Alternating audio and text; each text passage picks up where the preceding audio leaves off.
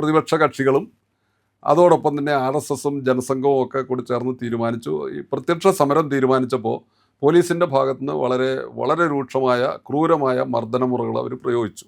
Marxist communist പാർട്ടിയുടെ കുറേ നേതാക്കന്മാരെ അവരെ ഏതെങ്കിലും തരത്തിൽ നാട്ടിൽ മറ്റു തരത്തിൽ, അതായത് ഇപ്പോൾ ലോകസംഘർഷ സമിതിയുടെ നേതൃത്വത്തിൽ RSSൻ്റെ നേതൃത്വത്തിൽ നടന്ന സമരം ഗാന്ധിയൻ രീതിയിലുള്ള സത്യാഗ്രഹ സമരമാണ്. പോലീസിനെയോ ഇവിടുത്തെ പൊതുമുതലോ ഞങ്ങൾക്കൊക്കെ വളരെ കർശനമായ നിർദ്ദേശം കിട്ടിയിരുന്നത് ഒരു കാരണവശാലും ഈ രാജ്യത്തിൻ്റെ ഒരു മുട്ടുസൂചിക്ക് പോലും പരിക്കേൽക്കാത്ത തരത്തിലായിരിക്കണം നമ്മുടെ സമരം, ഗാന്ധിയൻ രീതിയിലുള്ള സത്യാഗ്രഹമാണ് എന്നുള്ള നിലയ്ക്ക് വളരെ കർശനമായിട്ട് ഞങ്ങൾക്ക് നിർദ്ദേശം ഉണ്ടായിരുന്നു. അതനുസരിച്ചാണ് നടന്നത്. അന്ന് RSS ഈ വാർത്താ മാധ്യമങ്ങളെ, ഇന്ദിരാഗാന്ധി മാധ്യമ സ്വാതന്ത്ര്യമില്ലായിരുന്നു, എന്തെഴുതണമെങ്കിലും സെൻസർ ചെയ്തിരുന്നു. പത്രം അച്ചടിക്കണമെങ്കിൽ അതിൻ്റെ പ്രിൻ്റ് സർക്കാർ ഉദ്യോഗസ്ഥനെ, കളക്ടറോ അല്ലെങ്കിൽ ബന്ധപ്പെടുത്തി ചുമതലപ്പെടുത്തിയ ഉദ്യോഗസ്ഥനെ കാണിച്ചിട്ട് പോലെ വേണം പത്രങ്ങൾ പോലും അച്ചടിക്കാൻ. അതായിരുന്നു അന്നത്തെ നിയമം. അപ്പോൾ അത്തരമൊരു സാഹചര്യത്തിൽ ഗവൺമെൻറ്റിനെ അനുകൂലിക്കുന്ന അല്ലെങ്കിൽ ഇന്ദിരാഗാന്ധിയെ അനുകൂലിക്കുന്ന വാർത്തകളല്ലാതെ ഒരു വാർത്തകളും പത്രമാധ്യമങ്ങളിൽ വന്നില്ല. കണ്ണൂരെ കമ്മ്യൂണിസ്റ്റുകാരുടെ ഒരു സ്വഭാവം എന്ന് പറയുന്നത് ശത്രുവിനെ ഇല്ലാതാക്കുക എന്നുള്ളതാണ്, കൊന്നു തള്ളുക. വേറെ ഒന്നും അവർക്ക് തിരിഞ്ഞു വരുന്ന നോട്ടമൊന്നും ആ കാര്യത്തിലില്ല. അതിപ്പോൾ പാർട്ടി വിട്ടവനാണെങ്കിലും ശത്രുവാണ്, അത് എതിർ പാർട്ടിയിലുള്ളവനാണെങ്കിലും ശത്രുവാണ്. തങ്ങളെക്കാൾ മറ്റൊരു ആശയം ജനങ്ങളുടെ മുന്നിലേക്ക് വെച്ചാൽ, ജനസ്വീകാര്യത ഉണ്ടായാൽ അവൻ ശത്രുവാണ്. അതുകൊണ്ട് തന്നെയാണ് TK ഗോവിന്ദനും ഈ പറയുന്ന കുഞ്ഞികൃഷ്ണനും അടക്കമുള്ള ആൾക്കാർ പാർട്ടി വിട്ടു പോകുമ്പോൾ അവരെ കൊല്ലാൻ വേണ്ടിയിട്ടുള്ള നിരന്തര ഭീഷണി നടത്തുന്നത്. ആലപ്പുഴയിലെ G സുധാകരൻ്റെ കാര്യത്തിലും അത് തന്നെയാണ്. കണ്ണൂർ മാത്രമല്ല, കമ്മ്യൂണിസ്റ്റുകാരുടെ മൊത്തം സ്വഭാവം അതാണ്. എങ്കിലും കണ്ണൂർ ഒരു വൈരാഗ്യത്തിൻ്റെ സ്വഭാവമുണ്ട്, കൊല്ലലിൻ്റെ സ്വഭാവമുണ്ട്. ആ കൊലപാതകത്തിൻ്റെ തുടക്കം എന്ന് പറയുന്നത് അടിയന്തരാവസ്ഥയാണെന്ന് അങ്ങ് പറഞ്ഞല്ലോ നമ്മൾ നേരത്തെ സംസാരിച്ചപ്പോൾ. എന്താണ് അതിന് കാരണം? ഈ പറയുന്ന അടിയന്തരാവസ്ഥ കാലവും ഈ പറയുന്ന കമ്മ്യൂണിസ്റ്റ് കൊലപാതകവുമായിട്ട് എന്താണ് ബന്ധം? എന്തുകൊണ്ട് RSSകാർ അടിയന്തരാവസ്ഥ കാലത്ത് CPMൻ്റെ ശത്രുക്കളായി? അന്ന് അടിയന്തരാവസ്ഥ കാലത്ത് ശ്രീമതി ഇന്ദിരാഗാന്ധി നമ്മുടെ രാജ്യത്ത് അടിയന്തരാവസ്ഥ അടിച്ചേൽപ്പിച്ച സമയത്ത് അതിനെതിരായിട്ട് സമരം ചെയ്യേണ്ട ഒരു സാഹചര്യം വന്നു.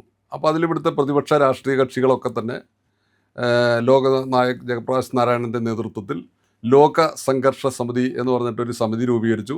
ആ സമിതിയുടെ നേതൃത്വത്തിൽ സത്യാഗ്രഹ സമരം, ആ സത്യാഗ്രഹ സമരത്തിൻ്റെ പ്രത്യേകത ഗാന്ധിയൻ രീതിയിലുള്ള സത്യാഗ്രഹ സമരമായിരുന്നു. ഒരു കാരണവശാലും സർക്കാരിനോ പോലീസിനോ അല്ലെങ്കിൽ പൊതുമുതൽ നശിപ്പിക്കുന്ന ഒരു പരിപാടിയും ഉണ്ടാവരുന്നുള്ള നിലയ്ക്കാണ് സമരം തീരുമാനിച്ചത്. സ്വാഭാവികമായിട്ടും അന്ന് എല്ലാ പ്രതിപക്ഷ കക്ഷികളും അതോടൊപ്പം തന്നെ RSSും ജനസംഘവും ഒക്കെ കൂടി ചേർന്ന് തീരുമാനിച്ചു. ഈ പ്രത്യക്ഷ സമരം തീരുമാനിച്ചപ്പോൾ പോലീസിൻ്റെ ഭാഗത്തുനിന്ന് വളരെ വളരെ രൂക്ഷമായ ക്രൂരമായ മർദ്ദനമുറകൾ അവർ പ്രയോഗിച്ചു. ഈ സമയത്ത് മാർക്സിസ്റ്റ് കമ്മ്യൂണിസ്റ്റ് പാർട്ടി ഈ സമരത്തിൽ പങ്കെടുത്തില്ല. അവർ ഈ സമരത്തിൽ നിന്ന് മാറി നിന്നു.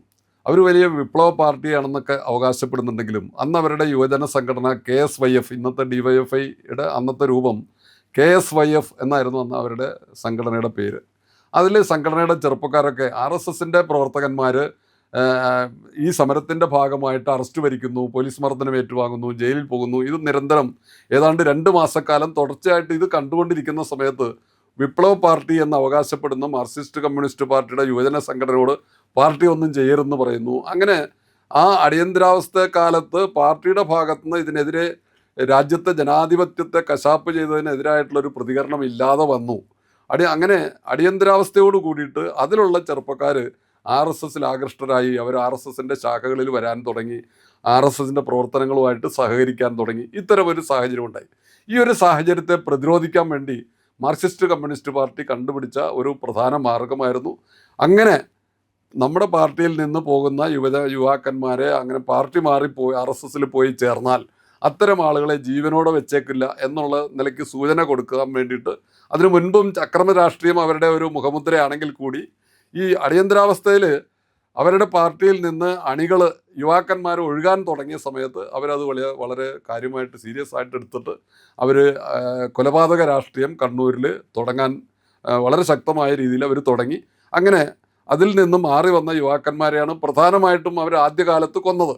പക്ഷെ തിരിച്ച് പ്രതിരോധം ഉണ്ടായ സമയത്തും ആ നിലയ്ക്ക് അവരൊരു കൊലപാതക രാഷ്ട്രീയം അവർ ആ നിലയിൽ അത് കൊണ്ടുവന്നു. അതിൻ്റെ പ്രധാന കാരണം എന്ന് പറഞ്ഞാൽ അത് അടിയന്തരാവസ്ഥയായിരുന്നു എന്ന് എടുത്തു പറയേണ്ടി വരും. അതായത് കമ്മ്യൂണിസ്റ്റുകളുടെ ഒരു സ്വഭാവം എന്ന് പറയുന്നത് തന്നെ കൊല്ലലാണ്. കൊല്ലാതെ അവർക്ക് ഇരിക്കാൻ കഴിയില്ല, അല്ലെങ്കിൽ ആക്രമിക്കാതിരിക്കാൻ കഴിയില്ല. അതിൻ്റെ കൊണ്ടാണ് തുടർച്ചയായിട്ട് ഈ പറയുന്ന RSSലേക്ക് ആൾക്കാർ വരുമ്പോൾ ഒന്നുകിൽ അവരെ കൊല്ലുക, ഇല്ലെങ്കിൽ നന്നായി RSSകാർ പ്രവർത്തിക്കുന്നവരുണ്ടെങ്കിൽ അവരെ കൊല്ലുക. ഇതൊക്കെയാണ് അവിടെ നടന്നുകൊണ്ടിരുന്ന ഒരു പ്രധാന കാര്യം. അപ്പോൾ സ്വാതന്ത്ര്യ സമരകാലത്തെ പറ്റി നമ്മൾ പറയാറുണ്ട്, ആ സമയത്തും കമ്മ്യൂണിസ്റ്റുകാർ ഒറ്റുകയായിരുന്നു, ക്വിറ്റ് ഇന്ത്യ സമരത്തിന് ഒപ്പം നിന്നില്ല. ഇവിടെ അടിയന്തരാവസ്ഥ കാലത്തും അവർക്ക് ഈ പറയുന്ന സർക്കാരിനൊപ്പം നിൽക്കാനാണ് തോന്നിയത്. ഈ പറയുന്ന വളരെ കുറച്ച് ആൾക്കാരാണല്ലോ കമ്മ്യൂണിസ്റ്റുകാർ അറസ്റ്റ് ചെയ്യപ്പെട്ടത്. അതിന് പിന്നിലെ കാരണം എന്താ? സർക്കാരുമായിട്ട് അവർ ഒത്തുകളിക്കുകയായിരുന്നു. ഏറെക്കുറെ അവർ ഒത്തുകളിയായിരുന്നു എന്ന് വേണമെങ്കിൽ പറയാം. കാരണം അന്ന് പാർട്ടിയുടെ സെക്രട്ടറി എന്നുള്ള നിലയ്ക്ക് ശരിക്കും പറഞ്ഞാൽ EMS നമ്പൂതിരിപ്പാട്, ഞങ്ങളൊക്കെ രാഷ്ട്രീയമായി അദ്ദേഹത്തെ ബഹുമാനിക്കുന്ന കൂട്ടത്തിലായിരുന്നു. പക്ഷേ അദ്ദേഹത്തിനെ അറസ്റ്റ് ചെയ്തു. 15-ാം ദിവസം അദ്ദേഹം ജയിലിൽ നിന്ന് പുറത്തു വന്നു. അപ്പോൾ എങ്ങനെ അദ്ദേഹം വന്നു എന്നുള്ളതിനെ സംബന്ധിച്ച് ഇന്നും ആർക്കും ഒരു ദുരൂഹമായ ഒരു കഥയാണ്. അപ്പോൾ മാർക്സിസ്റ്റ് കമ്മ്യൂണിസ്റ്റ് പാർട്ടിയുടെ നേതാവ് എന്നുള്ള നിലയ്ക്ക്, എന്നാൽ ചില നേതാക്കന്മാരെ പ്രിവെൻറ്റീവ് അറസ്റ്റ് എന്നുള്ള നിലയ്ക്ക് അറസ്റ്റ് ചെയ്തിട്ടുണ്ട്. അവർ ജയിലിലുണ്ടായിരുന്നു. ഇപ്പോൾ സാക്ഷാൽ മുൻ മുഖ്യമന്ത്രി പിണറായി വിജയനും കോടിയേരി ബാലകൃഷ്ണനും ഒക്കെ മർദ്ദനം വെക്കുകയും ജയിലിൽ പോവുകയൊക്കെ ചെയ്തു. ഏതാളും 500ഓളം പേര് അവരുടെ പ്രിവെൻറ്റീവ് അറസ്റ്റിൽ അകത്തുണ്ടായിരുന്നു. പക്ഷേ EMS നമ്പൂതിരിപ്പാടിനെ പുറത്തു വിട്ടു. അദ്ദേഹത്തിനെ കാണാൻ വേണ്ടി ഈ സമരത്തിൽ അതായത് ലോകസംഘർഷ സമിതി നടത്തുന്ന അടിയന്തരാവസ്ഥാ വിരുദ്ധ സമരത്തിൽ പങ്കെടുക്കാൻ വേണ്ടി മാർക്സിസ്റ്റ് പാർട്ടി ഇതിൻ്റെ കൂടെ ചേരണമെന്ന് അഭ്യർത്ഥിക്കാൻ വേണ്ടിയിട്ട് അന്നത്തെ ജനസംഘത്തിൻ്റെ ജനറൽ സെക്രട്ടറി ആയിരുന്ന ശ്രീ K. രാമൻപിള്ള, അദ്ദേഹവും അഖിലേന്ത്യാ ജനസംഘ നേതാവും കൂടെ ചേർന്ന് EMSനെ കാണാൻ പോയിട്ട് ആദ്യത്തെ പ്രാവശ്യം പോയപ്പോൾ കാണാൻ പോലും അനുവദിച്ചില്ല. നിങ്ങളുടെ പുറകെ രഹസ്യ പോലീസ് ഉണ്ടാവും, അതുകൊണ്ട് വരണ്ടാന്ന് പറഞ്ഞിട്ട് വീട്ടിൽ കയറ്റിയില്ല, ഇറക്കി വിട്ടു, കാണാൻ സാധിച്ചില്ല. പിന്നീട് രണ്ടാമത് അദ്ദേഹം രാമൻപിള്ളയല്ല വേറൊരു പേരിൽ അവിടെ കാണാൻ പോയി. പാർട്ടിയുടെ തീരുമാനം നടപ്പിലാക്കണം എന്നുള്ള നിലയ്ക്ക് ഡൽഹിയിൽ നിന്ന് വന്ന ജനസംഘത്തിൻ്റെ നേതാവും രാമൻപിള്ള സാറും കൂടെ അദ്ദേഹത്തിനെ കാണാൻ പോയി. അദ്ദേഹം ഗേറ്റിൽ വാതിൽ മുട്ടി, വാതിൽ തുറന്നത് ആര്യ അന്തർജനായിരുന്നു. കൽക്കത്തയിൽ നിന്നൊരു കോമ്രേഡ് വന്നിട്ടുണ്ട് എന്നാണ് പറഞ്ഞത്. അപ്പോൾ അദ്ദേഹത്തിനോട് അത് പോയി പറഞ്ഞു. അദ്ദേഹം വന്ന് കണ്ടപ്പോൾ രാമൻപിള്ളയെ അദ്ദേഹത്തിന് അറിയാം. അദ്ദേഹത്തിന് മനസ്സിലായി ഇവിടെ ഇരുന്ന് സംസാരിക്കണ്ട, നമുക്ക് അകത്തിരുന്ന് സംസാരിക്കാമെന്ന് പറഞ്ഞ് കയറി മുൻവാതിലടച്ച് അകത്ത് പോയി രഹസ്യമായിട്ടാണ് സംസാരിച്ചത്.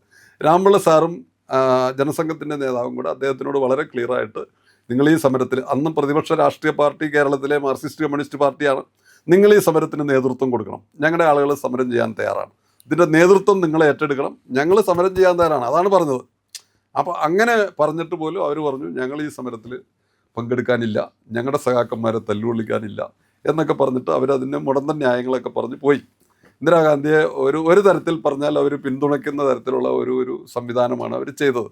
അപ്പോൾ അതുകൊണ്ട് തന്നെ അത്തരമൊരു സാഹചര്യത്തിൽ നമ്മൾ ജനസംഘത്തിൻ്റെയും ഭാഗത്തുനിന്നും RSSൻ്റെ ഭാഗത്തുനിന്നൊക്കെ ഇത്തരം നടപടി സ്വീകരിച്ചിട്ട് പോലും അവർ ഈ സമരത്തിൽ പങ്കെടുക്കാതെ ഇന്ദിരാഗാന്ധിയെ പിന്തുണയ്ക്കുന്ന തരത്തിലുള്ള ഒരു ഇരട്ടത്താപ്പ്, എപ്പോഴും മാർക്സിസ്റ്റ് കമ്മ്യൂണിസ്റ്റ് പാർട്ടിക്കുള്ള ഇരട്ടത്താപ്പ് അടിയന്തരാവസ്ഥയിലും അവർ പ്രയോഗിച്ചു. അവർ ഈ സമരത്തിൽ പങ്കെടുത്തില്ല, അവരുടെ അണികളും പങ്കെടുത്തില്ല. അപ്പോൾ കാരണം പാർട്ടി പങ്കെടുക്കേണ്ടെന്ന് തീരുമാനിച്ചപ്പോൾ അണികൾക്ക് പങ്കെടുക്കാൻ പറ്റും. അതൊക്കെ അവരുടെ പാർട്ടിക്കകത്ത് യുവാക്കന്മാരുടെ ഇടയിലൊക്കെ വലിയ ചർച്ചയും സംഭവമൊക്കെ ഉണ്ടായി. അതാണ് ഞാൻ ആദ്യം പറഞ്ഞ പാർട്ടിയിൽ നിന്ന് ഒഴുക്ക് വന്ന സമയത്ത് അതിനെ പ്രതിരോധിക്കാൻ വേണ്ടിയിട്ടുള്ള അക്രമ രാഷ്ട്രീയം അവർ എടുത്തത്. ഏതായാലും കമ്മ്യൂണിസ്റ്റുകാരുടെ അറസ്റ്റ് ചെയ്യപ്പെട്ട എണ്ണം വളരെ കുറവും അതിൻ്റെ 10-15 ഇരട്ടി RSSകാർ അറസ്റ്റ് ചെയ്യപ്പെടുകയും ചെയ്തല്ലോ. അപ്പോൾ കമ്മ്യൂണിസ്റ്റുകാർ കുറച്ച് പേരെങ്കിലും സമരത്തിൽ പങ്കെടുത്തോ?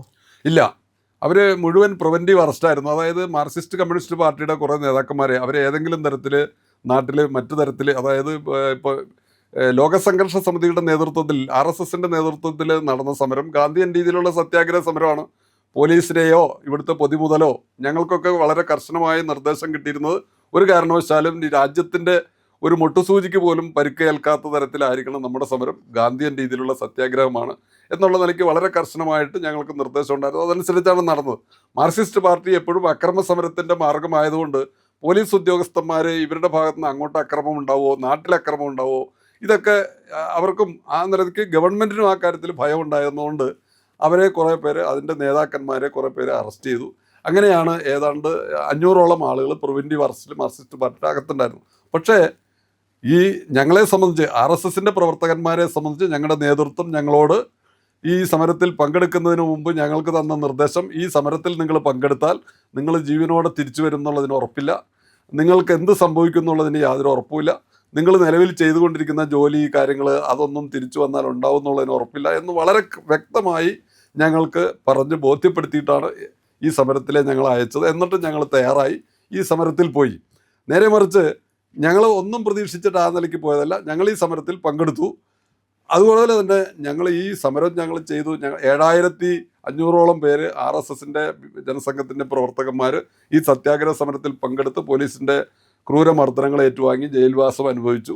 പക്ഷേ ഞങ്ങളെ സംബന്ധിച്ച് ഞങ്ങൾ ഈ രാജ്യത്ത് ഞങ്ങൾക്ക് കിട്ടിയ നിർദ്ദേശപ്രകാരം ഈ രാജ്യത്തിൻ്റെ ഒരു പൊതുമുതൽ നശിപ്പിക്കുന്ന ഒരു സമരം ഞങ്ങൾ ചെയ്തിട്ടില്ല. എന്നിട്ടും കേവലം 500 പേര് പ്രിവെൻറ്റീവ് അറസ്റ്റാണ് അവർ പോയത്. ഞങ്ങൾ 7500 പേര് പ്രത്യക്ഷ സമരത്തിൽ പങ്കെടുത്തു കേരളത്തിൽ. അതിലെടുത്തു പറയേണ്ട സംഗതി, ആ സമരത്തിൽ പങ്കെടുത്ത ആളുകളെക്കുറിച്ച് പറഞ്ഞാൽ സമൂഹത്തിലെ എല്ലാ വിഭാഗം ആളുകളുണ്ടായിരുന്നു. അതായത് ബാങ്ക് ജീവനക്കാരുണ്ടായിരുന്നു, സർക്കാർ ജീവനക്കാരുണ്ടായിരുന്നു, അർദ്ധ സർക്കാർ ജീവനക്കാരുണ്ടായിരുന്നു, സ്വകാര്യ സ്ഥാപനങ്ങളിലെ ജീവനക്കാരുണ്ടായിരുന്നു, കോളേജ് വിദ്യാർത്ഥികളുണ്ടായിരുന്നു. അതായത് എടുത്തു പറയത്തക്ക നിലയിൽ എന്താ പറയുക, സ്കൂൾ വിദ്യാർത്ഥികൾ പോലും 9ാം ക്ലാസ്സിൽ പഠിക്കുന്ന 9ലും 10ലും പഠിക്കുന്ന വിദ്യാർത്ഥികൾ പോലും ഈ സമരത്തിൽ പങ്കെടുത്ത് പോലീസ് മർദ്ദനം ഏറ്റുവാങ്ങി ജയിലിൽ പോയിട്ടുണ്ട്.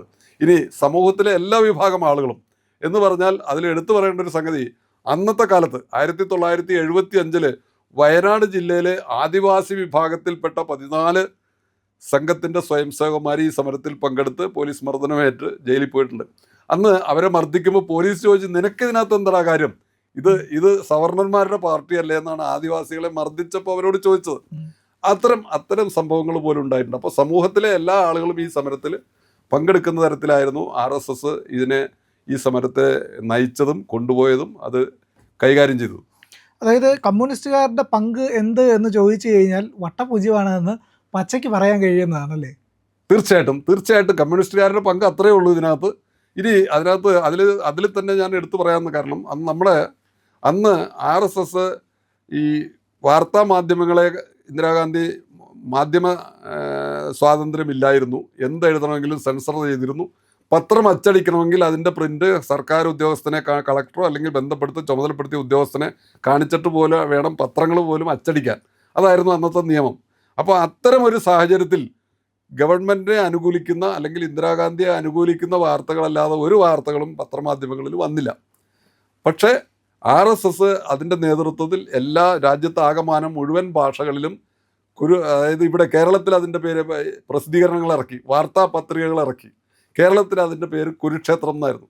കേരളത്തിലെ 28 പ്രസ്സുകളിൽ, വേറെ സ്ഥലത്ത് നിന്ന് അച്ചടിച്ചു കൊണ്ടൊന്നുമല്ല, കേരളത്തിലെ 28 പ്രസ്സുകളിൽ മലയാളത്തിൽ അച്ചടിച്ച് വിതരണം ചെയ്ത കുരുക്ഷേത്രം എന്ന് പറയുന്ന വാർത്താ പത്രിക ഉണ്ടായിരുന്നു. ഞാനത് എടുത്തു പറയാൻ കാരണം, ആ സമയത്ത് അടിയന്തരാവസ്ഥയ്ക്കെതിരായിട്ട് AKG അന്ന് പാർലമെൻറ്റ് മെമ്പറാണ്. AKG പാർലമെൻറ്റിൽ ഒരു പ്രസംഗം നടത്തി. ഇവിടുത്തെ സഖാക്കൾക്ക് വായിക്കാൻ കിട്ടിയില്ല, പത്രങ്ങളിൽ വന്നില്ല അത്. പക്ഷേ RSSന്റെ കുരുക്ഷേത്രത്തിൽ AKGയുടെ പ്രസംഗത്തിൻ്റെ പൂർണ്ണ രൂപം അതിനകത്ത് കൊടുത്തിരുന്നു. അങ്ങനെ RSSന്റെ കുരുക്ഷേത്രത്തിൽ കൂടിയാണ് ഇവിടുത്തെ കേരളത്തിലെ CPMകാർ AKG പാർലമെൻറ്റിലെ അടിയന്തരാവസ്ഥക്കെതിരെ പ്രസംഗിച്ചു എന്ന് വായിച്ച് മനസ്സിലാക്കിയത്. അതായിരുന്നു അന്നത്തെ സാഹചര്യം.